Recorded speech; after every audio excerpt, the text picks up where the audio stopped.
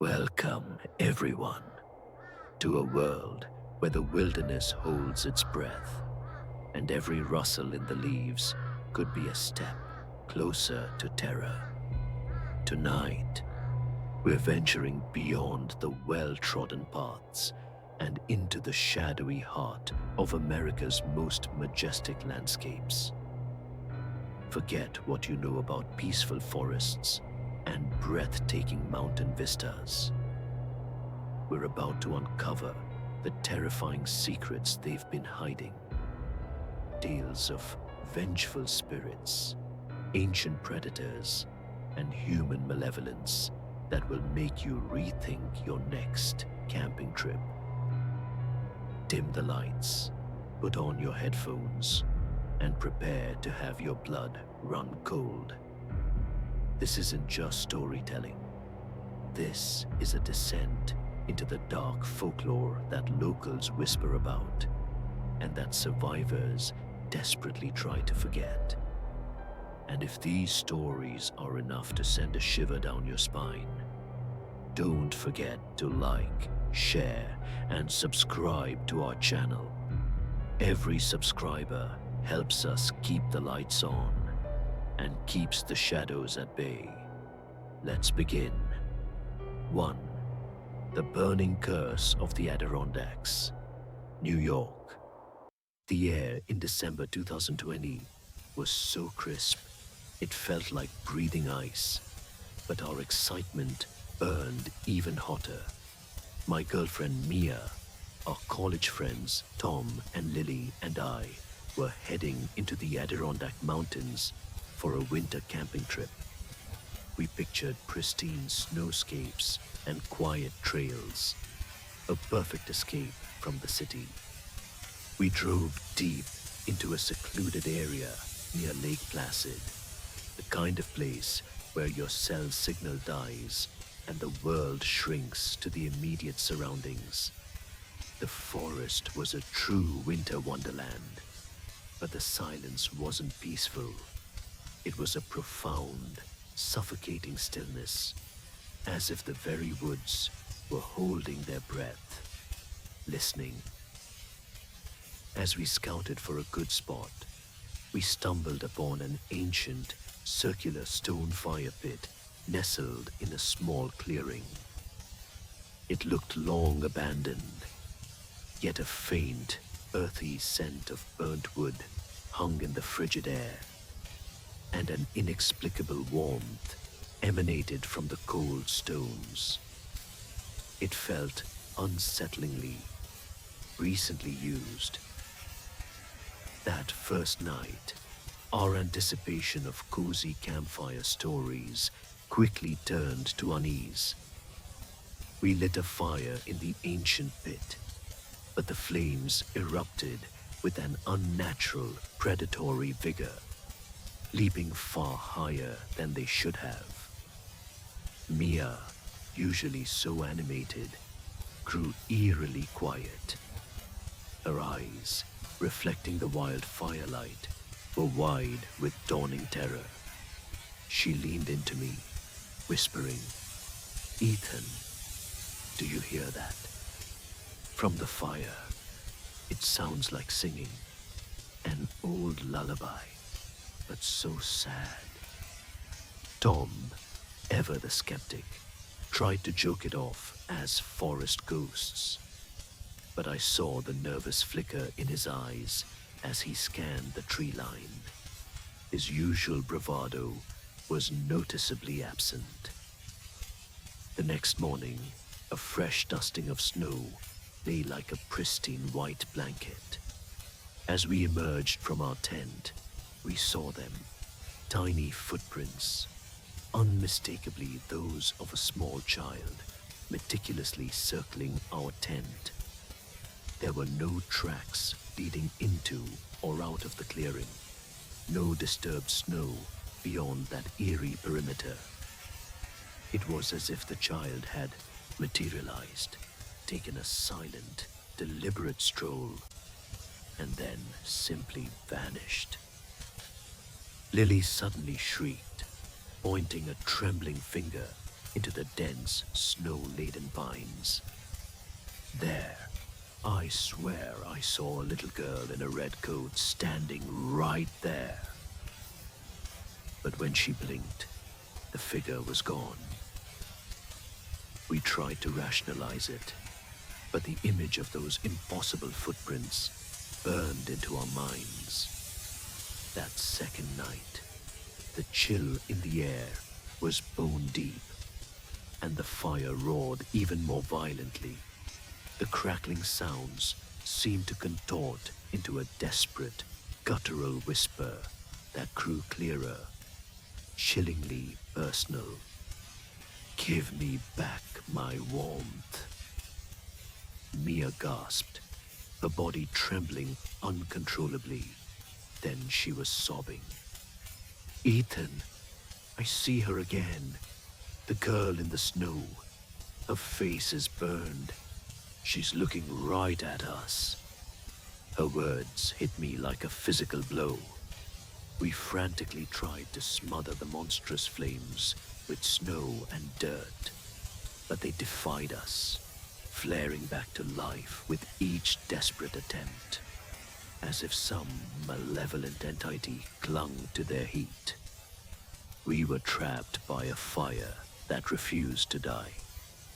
Just before midnight, the inferno reached its crescendo. The dancing flames coalesced, twisting into the horrific, charcoal black silhouette of a woman. Her eyes, twin points of hellish, glowing red, fixed on us as she let out a piercing shriek that tore through the night. You stole my fire! At her cry, our tent violently convulsed, our gear tossed about like rag dolls by an invisible force.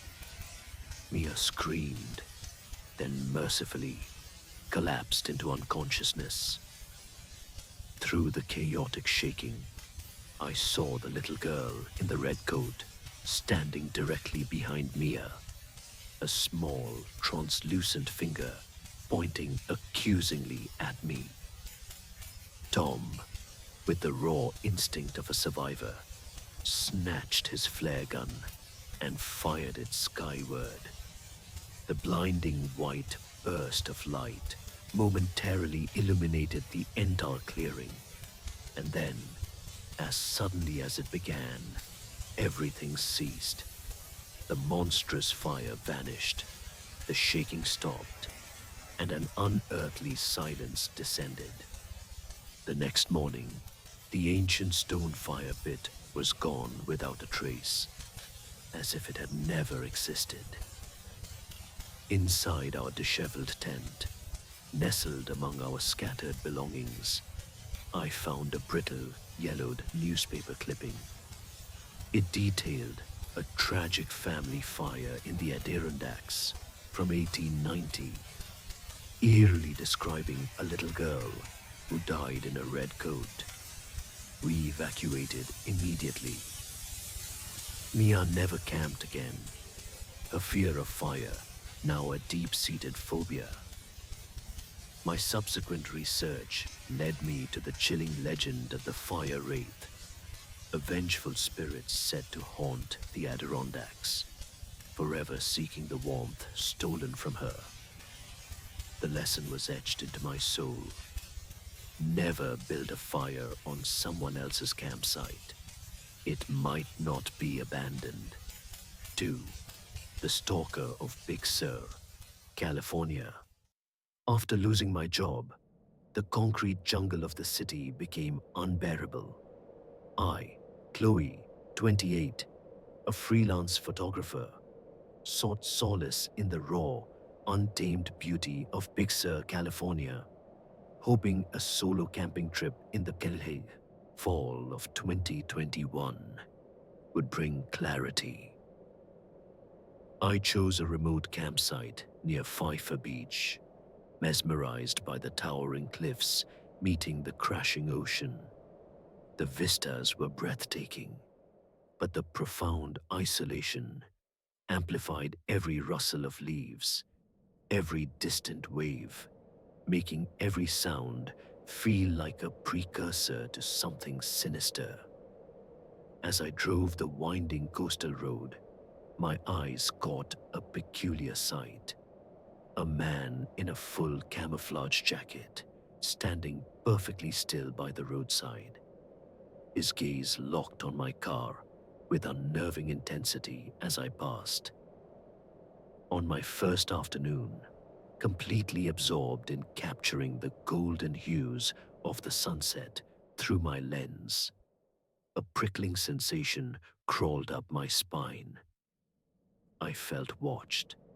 Slowly, carefully, I lowered my camera, panning through the distant landscape. There he was, the man in camouflage, standing motionless among the distant scrub brush. He was too far for me to make out any features, but his posture radiated an unsettling stillness. Instinctively, I gave a small wave. In a blink, he was gone, vanishing behind a rock face with an impossible speed that sent a shiver down my spine. That night, as I settled into my tent, a soft, rhythmic scrape, scrape, scrape echoed from a nearby tree. My heart pounded. With a flashlight, I crept out, my breath hitching in my throat as the beam landed on the tree bark. The word watching was crudely, yet deliberately, carved into it. I called the park ranger, who politely dismissed it as likely a local's prank. But the cold knot in my stomach told me otherwise. I barely slept. The next day, I tried to convince myself it was all a product of my stressed imagination. I packed up my camera gear, intending to move to a more populated area. But as I reached for my tent flap, something caught my eye. Tucked neatly under it was a small, folded piece of paper. My hands trembled as I opened it. Inside, a single line written in block letters. "Nice photos, Chloe." My blood ran cold. How did he know my name? Panic set in, a visceral fear that tightened my chest. That night, sleep was impossible. Every shadow seemed to writhe, every breeze a whisper. Then, from just beyond my tent, I heard it again, that low, guttural, utterly chilling chuckle. It wasn't human laughter. It was a sound filled with warped amusement, a predator playing with its prey. I woke in the deepest part of the night, not from a noise, but from a profound, suffocating silence. My tent flap was slowly, meticulously unzipped. And there he stood, silhouetted against the faint moonlight, inside my tent.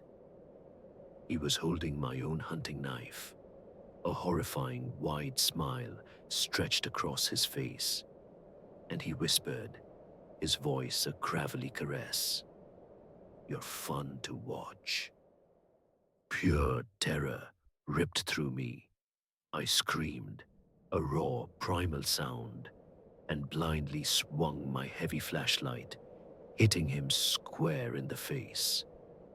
He grunted, recoiled, and bolted out of the tent. I fumbled for my radio, yelling for the ranger. When they arrived, they found disturbing footprints leading into the woods. But then, inexplicably, they just stopped, as if he had simply flown away. But the true horror awaited inside my tent. As the rangers examined the scene, I found it. A vintage Polaroid photo of me, deeply asleep in my tent, taken from an impossible angle, directly from above. The ranger mentioned past, unsolved reports of a local poacher who seemed to specifically target female campers, but they'd never caught him. I left Big Sur that very morning and have never returned. I still possess that Polaroid. My experience taught me a profound and chilling truth.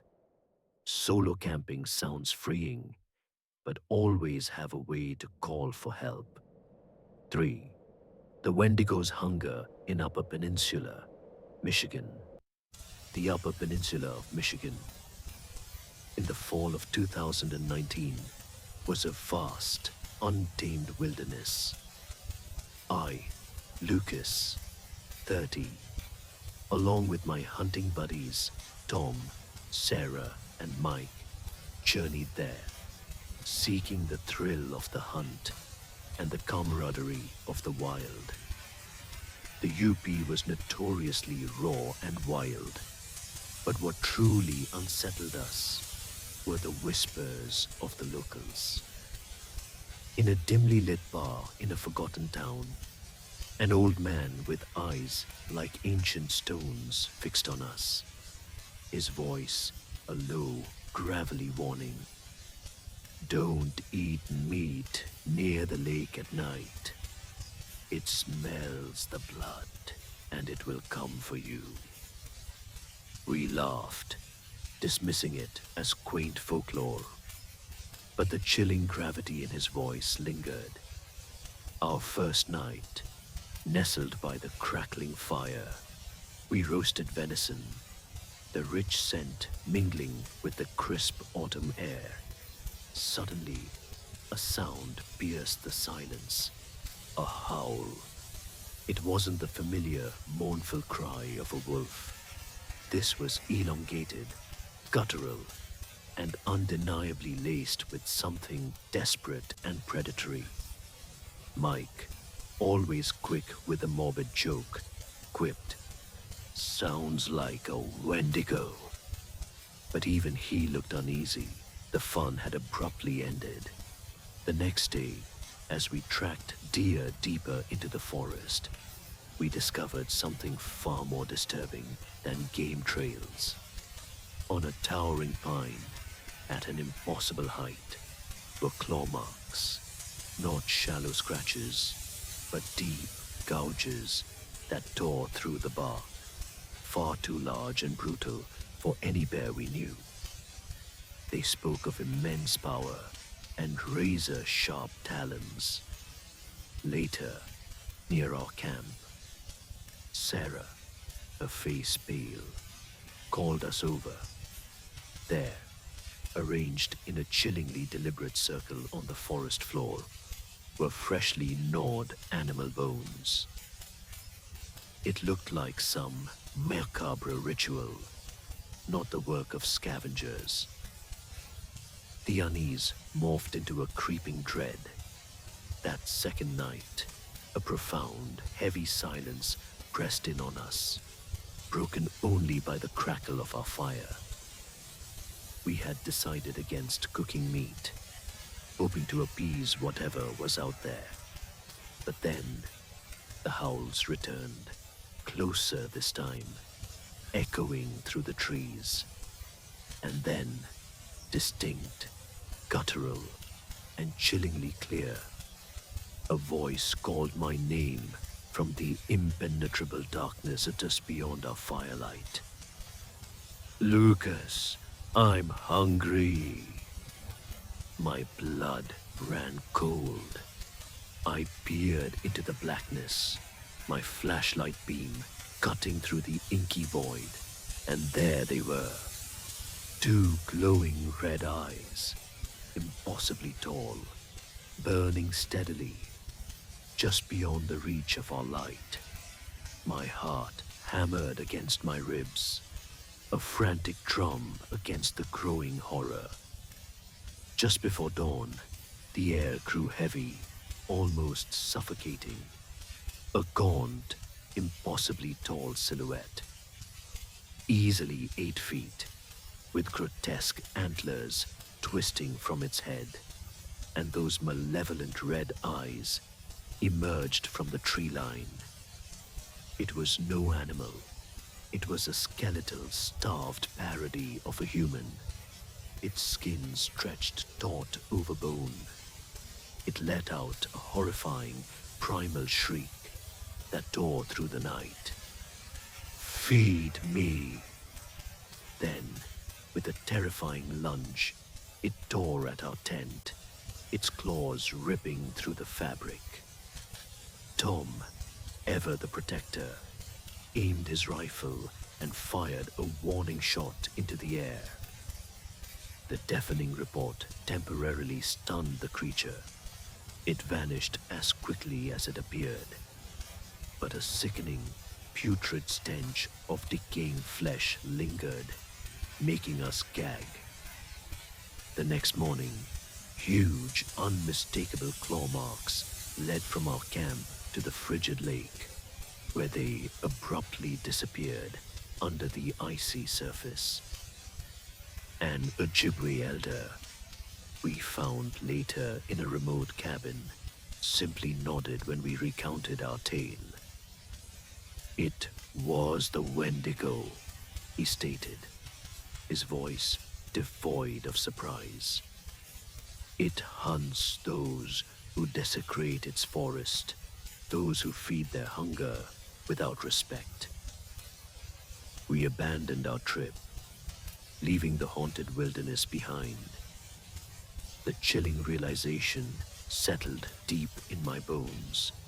Respect native legends, or you might become part of them. 4. The Vanishing Friend in Yellowstone, Wyoming. The summer of 2017 promised an unforgettable adventure. I, Nate, 27, along with my best friend Josh, the meticulous planner Emma, and the easily spooked Ben, set off for Yellowstone National Park. Our destination, Lamar Valley, a place of stunning vistas and abundant wildlife. Yellowstone was a dream, a vast, majestic wilderness, but little did we know, losing Josh would turn it into a living nightmare. We chose a busy, seemingly safe campsite, reasoning that more people meant more security. Yet from the moment we pitched our tents, an unsettling sensation clung to me, the persistent feeling of being watched, even amidst the crowds. On our first day, Josh, ever the adventurous one, volunteered to fetch water from a nearby stream. He promised to be back in 10 minutes tops, his grin disappearing into the dappled sunlight. But 10 minutes stretched into 20, then an hour. We searched, calling his name until our throats were raw. But the vastness of Yellowstone swallowed our cries. No trace. The park rangers joined the search, initially dismissing our panic, assuming he was merely disoriented. That night, sleep offered no escape. I heard it, a faint, mournful whisper just outside my tent flap. "Nate, it's cold out here." My blood ran cold. I fumbled for my flashlight, throwing open the tent, but only the empty night greeted me. Emma, ever the rational one, tried to convince me it was just my imagination playing tricks. But Ben, his face ashen, pointed to distinct, wet footprints that circled our tent, even though no one had been walking near it. The next day, the search intensified, but yielded nothing. Our hope dwindled with each passing hour. We were called to a spot near the river where Josh had last been seen. There, haphazardly tossed amongst some rocks, was Josh's backpack. Inside, folded neatly, was a small, crudely scrawled note. "Don't look for me." The message shattered Emma's composure and sent Ben spiraling into full-blown panic. I, however, felt a sickening wave of doubt wash over me. Was this a sick joke? Was I losing my mind? The lines between reality and nightmare began to blur. On the final, agonizing night of our search, desperation was a palpable entity in the air. I stood alone by the river, the moon casting long, eerie shadows. And then I saw him, Josh. He was standing in the middle of the river, soaked and shimmering in the moonlight, his face pallid. His eyes, oh God, his eyes were blank, completely white, yet he was smiling, a chilling, vacant grin. I ran towards him, my heart hammering, yelling his name.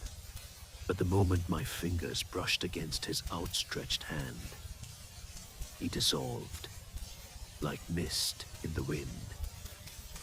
Simultaneously, a piercing, inhuman shriek tore through the silent valley, echoing off the canyon walls, followed by a violent shudder that rocked our tents, as if an invisible titanic force had slammed into the earth.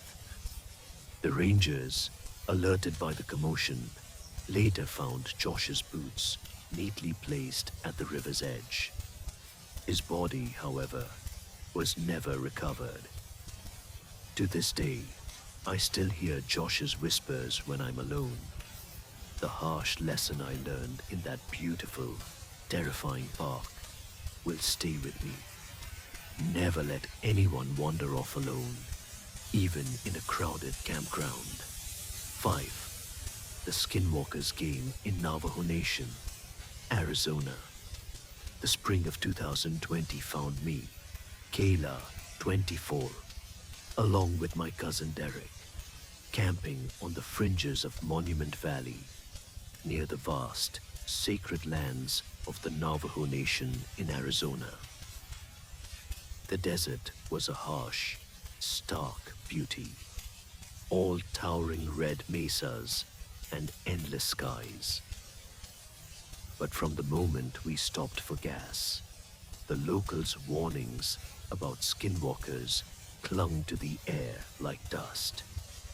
An old Navajo man at the gas station, his face weathered by the desert winds, looked at us with solemn eyes and delivered a chilling piece of advice.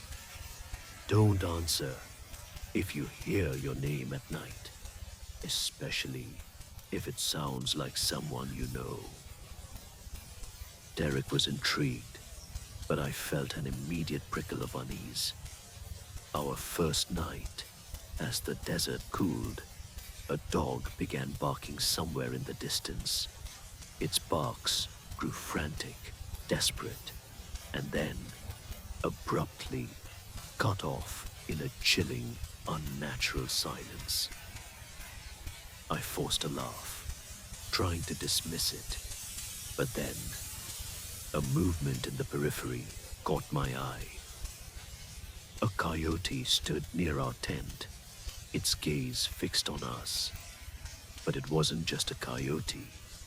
Its eyes held a chillingly human intelligence, an unnerving glint that sent shivers down my spine.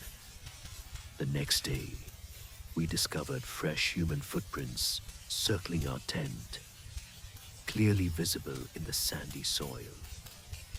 Yet, just like the Adirondacks, there were no tracks leading to or from the circle. That night, as I lay in my sleeping bag, I heard it. Derek's voice, clear as day, calling my name from the darkness outside.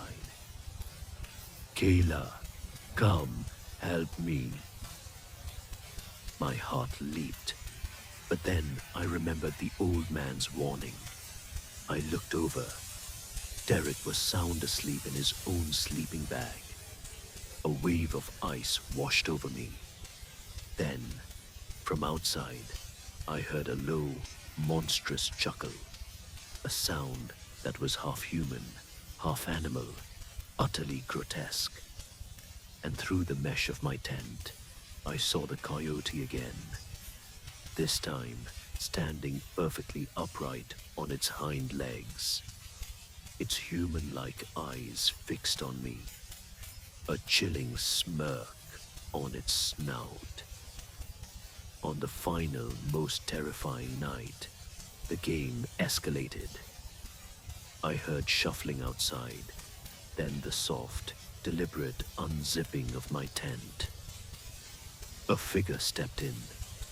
It looked like Derek, but his eyes were pure, fathomless black, and the smile on his face was a distorted, unnatural rictus. He leaned close, his breath cold, whispering, "I like your face." The sheer malice in his voice paralyzed me for a split second. Then, a primal scream ripped from my throat. I grabbed my emergency flare and ignited it, blasting the blinding light directly into its face. The creature shrieked, a sound of pure agony, and dissolved into the surrounding darkness. The next morning, the human footprints we had seen before had transformed into coyote tracks, leading straight to a sheer cliff face, and then, impossibly, stopping. A Navajo elder we spoke to later, his eyes full of ancient wisdom, simply said, "It was a skinwalker. They play games with travelers." I left Arizona with a lingering sense of dread. The chilling lesson is permanently seared into my mind. Never answer a voice in the desert. It might not be human. 6. The ghostly camper in Pisgah National Forest, North Carolina.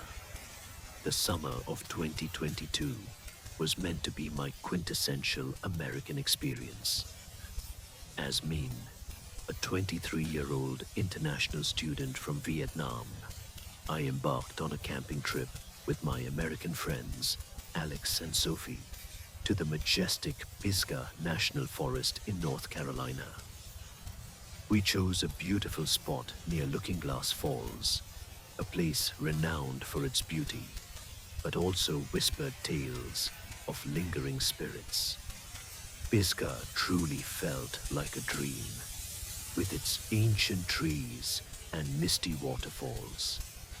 But a chance encounter with an old camper irrevocably changed everything. On our first day, we met an elderly man at a communal campfire who introduced himself as John.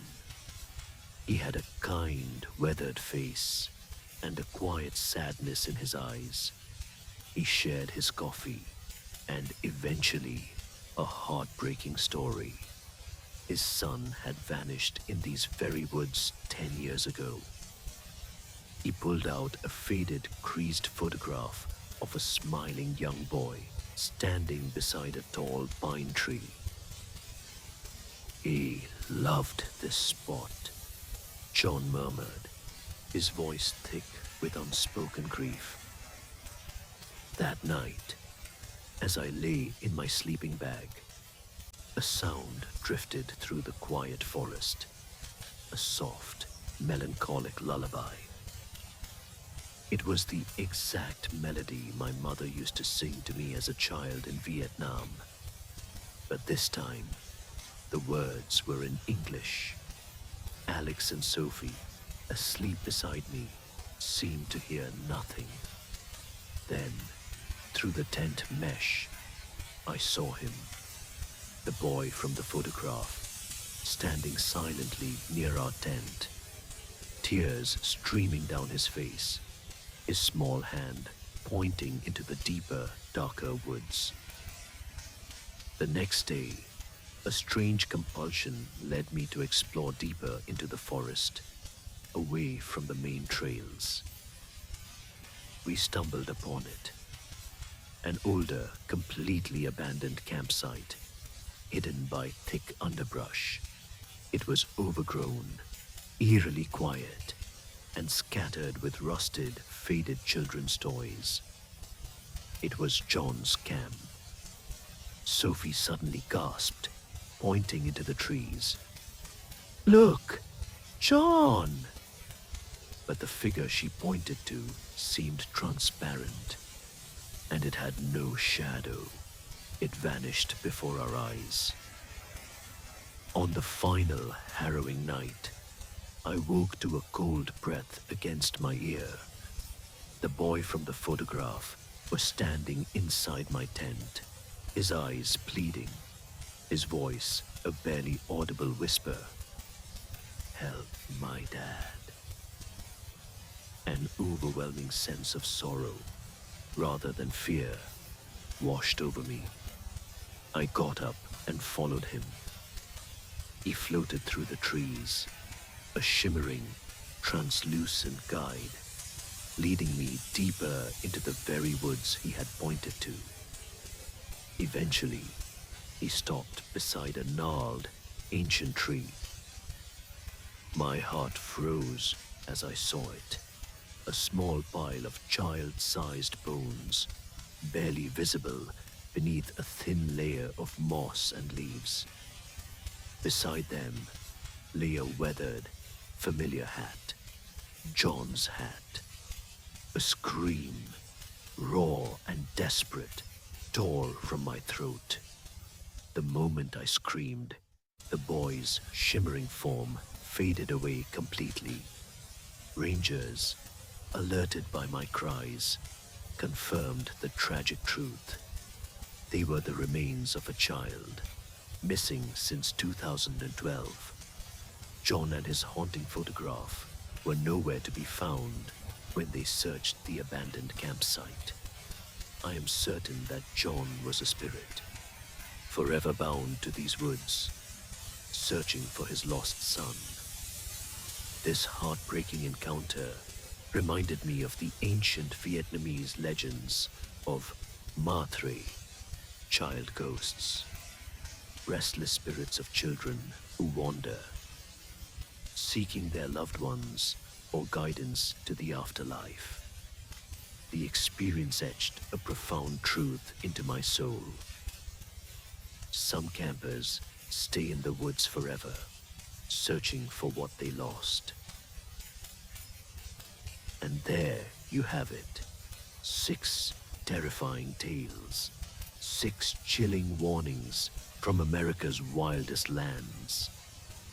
Each story is a testament to the fact that sometimes the greatest fears aren't the monsters in movies, but the strange, unexplainable things we stumble upon when we venture into the natural world. The forests, the mountains, the deserts. They are not always as peaceful as we imagine. They can be places that hold dark secrets, restless spirits, and predators waiting in the shadows. So, are you ready for your next camping trip? If these stories sent a shiver down your spine, leave a comment below and share your thoughts. Tell me which one haunted you the most, or if you've had a chilling encounter of your own. And don't forget to like, share, and subscribe to our channel so we can continue our journey into the world of horror. I'll see you in the next episode where a new fear awaits.